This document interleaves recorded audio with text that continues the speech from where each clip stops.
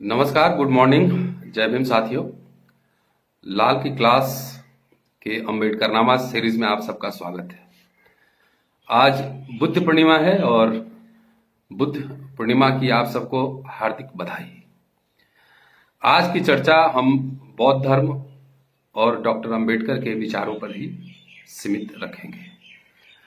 और इस चर्चा में आज सबसे पहले मैं एक चिट्ठी का जिक्र करूंगा, पत्र का, जो डॉक्टर अंबेडकर ने 30 अक्टूबर 1956 को कलकत्ता स्थित जो महाबोधि सोसाइटी ऑफ इंडिया के महासचिव थे श्री डी वली सिन्हा उनको लिखा था।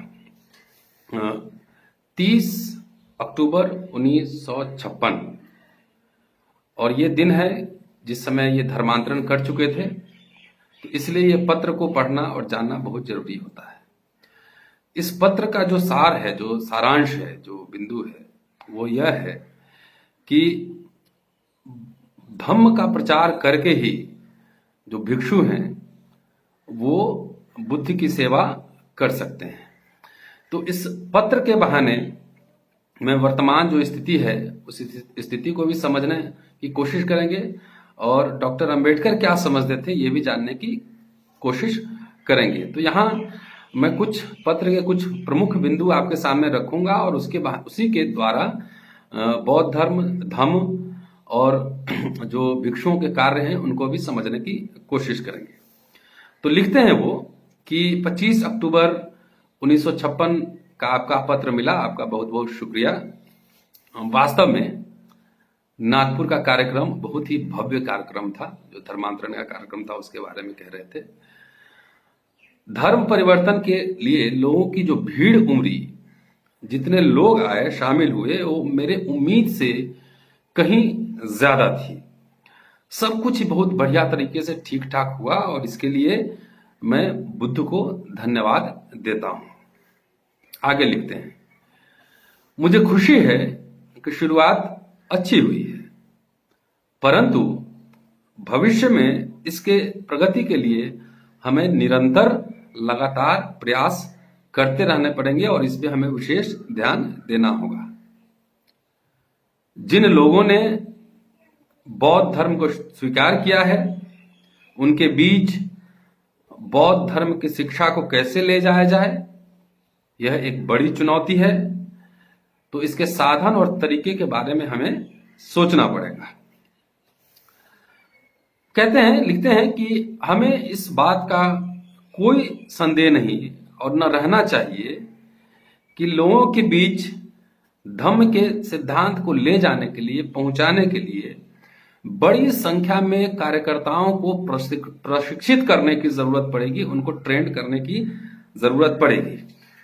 लेकिन वो लिखते हैं कि इस कार्य के लिए सबसे जो बढ़िया वाहक होंगे वो होंगे भिक्षु होंगे, क्योंकि भिक्षु जहां जाते हैं उनके साथ साथ उनकी एक प्रतिष्ठा, एक पहचान भी जाती है और वे जो काम कर सकते हैं वो आम उपासक, आम लोग नहीं कर सकते। इसलिए सबसे बढ़िया वाहक वो भिक्षु हैं। कि मेरे विचार से वे तो इस बात से बहुत खुश होंगे कि उनके हिस्से का एक बड़ा काम मैंने कर दिया है कि जितना भिक्षु जाके बौद्ध धर्म का प्रचार करते, एक ही झटके में उन्होंने कई लाख लोगों को बौद्ध बना दिया है। तो ये काम बेसिकली कह रहे हैं कि ये भिक्षुओं का काम है कि बौद्ध में कन्वर्ट करना है, बौद्ध धर्म का प्रचार करना है, लेकिन उनके हिस्से का काम मैंने कर दिया है। लेकिन भिक्षुओं के साथ जो कठिनाई है बौद्ध धर्म के और धम्म के प्रचार के लिए, उस कठिनाई को भी अंबेडकर बखूबी उस समय समझ रहे थे। इसलिए वो कहते हैं कि भिक्षुओं के साथ परेशानी ये है, कठिनाई ये है कि भिक्षु लोगों की भाषा, लोक बोली, लोक भाषा जिसमें लोग कम्युनिकेट करते हैं वो सीखना नहीं चाहते। ये सब पॉइंट ध्यान रखिएगा, क्योंकि आपके आसपास ऐसे लोग और घटनाएं होंगी जिससे आप कोरिलेट कर सकते हैं। तो कहते हैं कि बौद्ध संघ को अपने दृष्टिकोण में बदलाव लाना होगा। एकांतवासी जीवन छोड़कर एकांतवासी जीने की बजाय ईसाई मिशनरियों की तरह सामाजिक कार्यकर्ता और प्रचारक की भूमिका उन्हें निभानी पड़ेगी और निभानी चाहिए, तभी ये बात आगे बढ़ेगी। आसपास जितने आपके बौद्ध मठ होंगे, एक बार उनसे ये सवाल जरूर पूछ लीजिएगा कि क्या कह रहे थे अंबेडकर। फिर आगे लिखते हैं कि जैसा मैंने आपको कहा है, आजकल वे तो न अरहन हैं और न ही समाज के लिए उपयोगी हैं। कहते हैं जिस हालात में ये बौद्ध भिक्षु अभी हैं और जिस तरह से काम कर रहे हैं, उनकी जो शैली है वो यूजलेस है, किसी काम के नहीं है। ये मुझे लगता है बहुत ही दिलचस्प उनका ऑब्जर्वेशन उस समय था। सो यह बातें उन्हें समझाना होगा और एहसास कराना होगा कि बुद्ध की सेवा वे उनके धम्म का प्रचार करके ही कर सकते हैं, कि धम्म का प्रचार ही बुद्ध की सेवा है। सिर्फ बुद्ध का माला जपने से और दिन भर नमो बुद्धाय कहने से बात बनने वाली नहीं है। उनके विचारों को जन जन तक पहुंचाना ही बुद्ध की असली सेवा है, ये कहने का उनका मतलब है।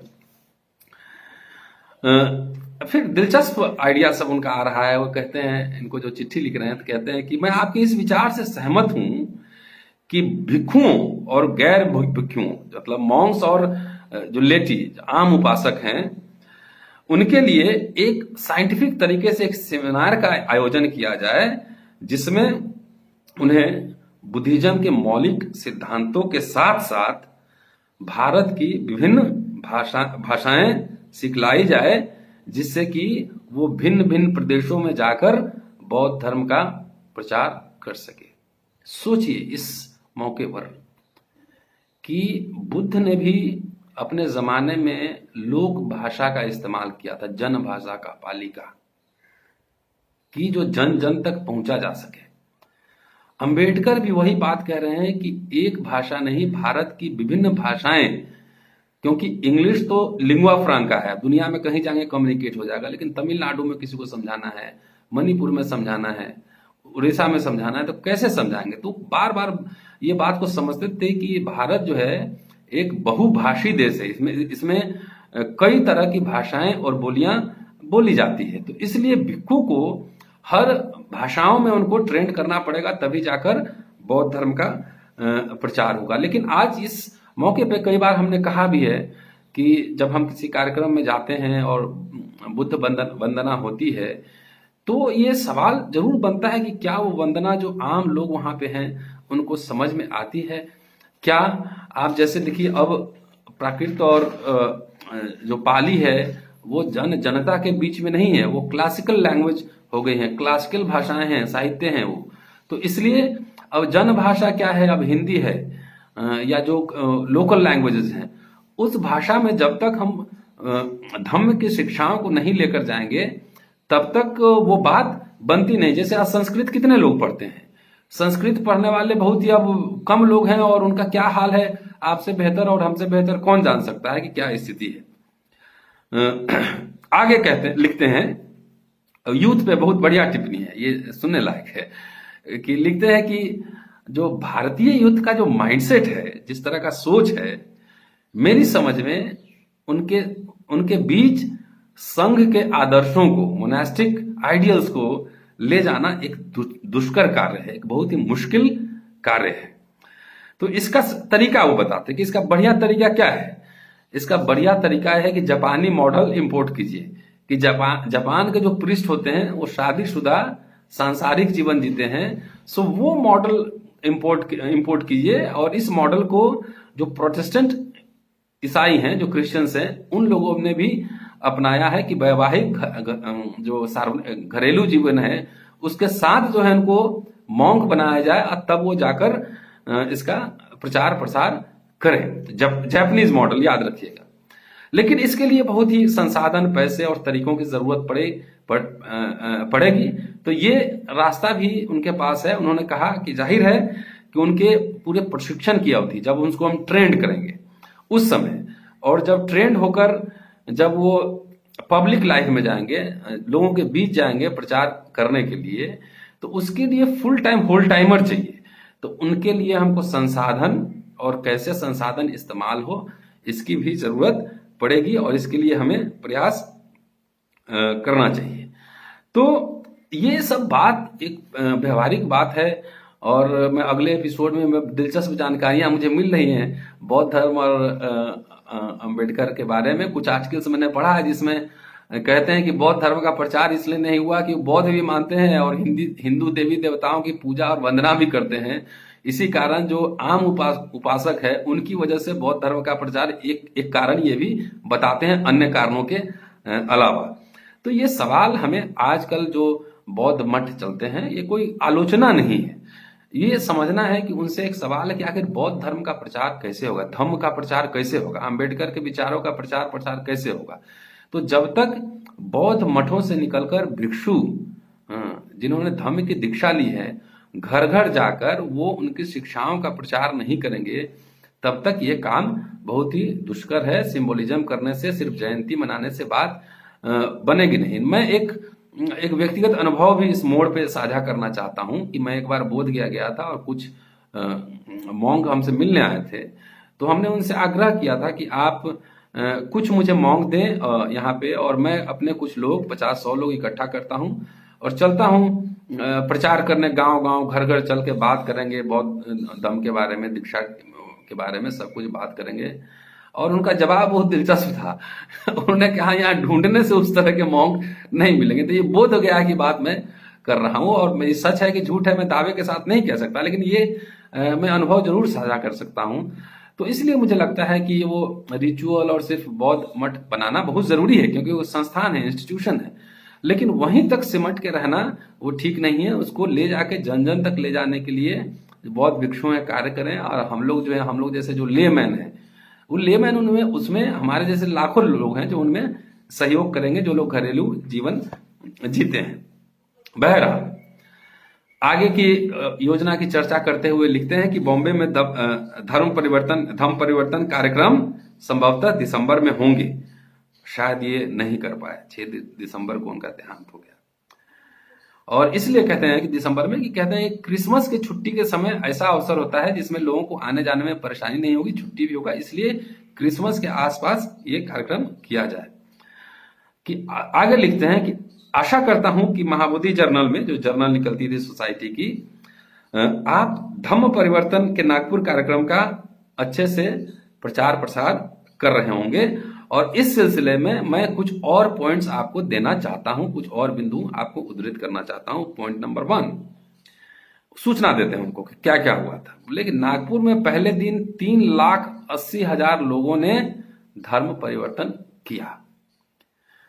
फिर कुछ लोग कार्यक्रम खत्म हो जाने के बाद पहुंचे नागपुर, तो इसलिए दूसरे दिन जो पहले शिफ्ट में फिर दूसरा बड़ा कार्यक्रम धम्म परिवर्तन का हुआ है। पहला पॉइंट। दूसरा पॉइंट कहते हैं कि 16 अक्टूबर को शाम में चंदा, जिसको आज चंद्रपुर के नाम से जानते हैं, चंदा में एक अन्य कार्यक्रम में तकरीबन 3 लाख लोगों ने धर्म परिवर्तन किया।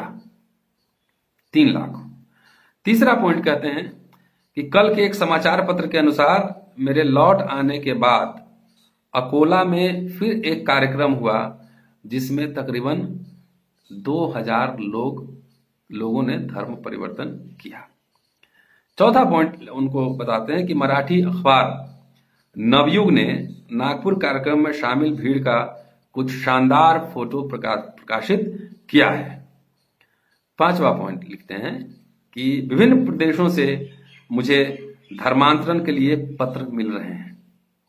और आगे लिखते हैं कि यदि आप महाबोधि जर्नल का विशेषांक निकाल रहे हो तो आप बोलें तो जितने फोटोग्राफ्स हैं और जितनी सूचनाएं हैं मैं आपको भेज दूं कि आप जब बताएंगे तो मैं भेजूंगा। आगे वो सारनाथ के अपने कार्यक्रम की बात करते हैं। ये चिट्ठी है 30 अक्टूबर 1956 का, और ये सूचना, ये जानकारी आपको मिलेगी the writings and speeches of Baba Saheb doctor Bhimrao Ambedkar, volume 17, part 1, और पेज नंबर 446 to 448। वहां जाकर ये आप चिट्ठी, और उसके आगे पीछे भी पन्ने उल्टेंगे तो बहुत सारी सूचनाएं आपको वहां पे धम्म के बारे में और उनके भाषण और रिपोर्टिंग्स के बारे में बहुत सारी सूचनाएं मिलेगी। साथियों, इस मौके पे एक बात और साझा करना चाहता हूं कि हम जैसे साधारण लोग, हम जो बात कहते हैं आपके माध्यम से 1000, 5000, 10,000 लोगों के बीच जाती है, क्योंकि मैं एक आम आदमी हूँ। लेकिन जैसे डॉक्टर अंबेडकर ने धर्म परिवर्तन किया तो लाखों लाख लोग ने धर्म परिवर्तन किया, उसी तरीके से जो देश के बड़े लोग हैं, जो बड़े हमारे नेता हैं, उनको इस दिशा में पहल करनी चाहिए। और साथ साथ जो बौद्ध भिक्षु हैं और जो मोनेस्ट्री है, मुझे लगता है कि उनको भी अपने मोडस ऑपरेंडी, कार्य की शैली में थोड़ा परिवर्तन करना चाहिए। और हम लोग से जो बन पड़ सकता है हम लोग उसमें सहयोग कर सकते हैं। शुक्रिया साथियों, जय भीम। अगले एपिसोड में मिलेंगे तो बौद्ध धर्म पे और अंबेडकर के बारे में कुछ और चर्चा करेंगे। मुझे लगता है कि आप लोग ठीक से इसको व्हाट्सएप और सोशल मीडिया के अन्य साधन पर ठीक से शेयर नहीं कर रहे हैं, ज्यादा लोगों तक बात नहीं पहुंच रही है। तो मैं ये कह रहा हूँ कि कोरोना क्राइसिस है और अभी मैं थोड़ा सा रिलेटिवली खाली हूँ, तो रोज बात कर ले रहा हूँ। कॉलेज खुलने के बाद थोड़ा मुश्किल होगा, तो इसलिए कम समय कम है, ज्यादा काम है। तो आपकी, मेरी जिम्मेदारी है पढ़ के आपके बीच ले जाना, और आपकी जिम्मेदारी है कि उसको सोशल मीडिया पे शेयर कर करके ज्यादा से ज्यादा लोगों के बीच पहुंचाना। शुक्रिया साथियों, जय भीम, फिर मुलाकात हो।